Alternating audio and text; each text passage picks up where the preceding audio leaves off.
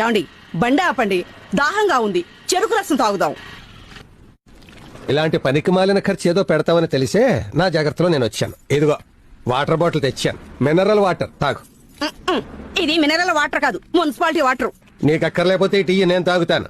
నేను చేసిన ఏ పని నీకు నచ్చి చచ్చింది గనక ఇది నచ్చడానికి. ఏ పని సవ్యంగా చేశారు గనక. అయినా ఈ వయసులో ఇంత పిసినారుతాను ఏమిటండి?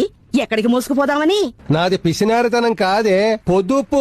అబ్బో, పొదుపు చేయబట్టే ఏడంతస్తుల మేడగొన్నారు. అందరిలాగే మీ నాన్న కూడా నాకు లక్షలు కోట్లు కట్నాలు ఇచ్చుంటే నేను దుబారా చేసేవాడిని అంతేనా. ఇంతటి మన్మధుడు లేడని మొహానికి పిల్లనివ్వడమే ఎక్కువ, పైగా మళ్ళీ కట్నం కూడా. నా మొహానికి ఎంత తక్కువే. ఎక్కడికి వెళ్తున్నావో చెప్పమని ఇప్పటికి 10 సార్లు అడిగాను. నోరు మూసు కూర్చోమని 25 సార్లు చెప్పాను. అబ్బబ్బబ్బా, ఈ ముసలాడితో చచ్చే చావు వచ్చిందిరా దేవుడా. నేను ముసలోణ్ణి, నువ్వు 16 ఏళ్ల బాలాకుమారు. మరి బాలాకుమారి కోసమే ఆషాఢ మాసంలో గోడ దూకి మోకాళ్ళ మోచిప్పుల పగలగొట్టుకున్నారు. మాట్లాడితే ఆషాఢ మాసం ఒకటి దొరికింది నీకు. ఆ పేరు ఎత్తద్దని అనేక సార్లు చెప్పాను. ఉడుకుపోతు పద. గుండ్రైలో అలా కూర్చోకపోతే దిగచ్చుగా. బండి ఆపడానికి బలం లేదు గాని కట్నం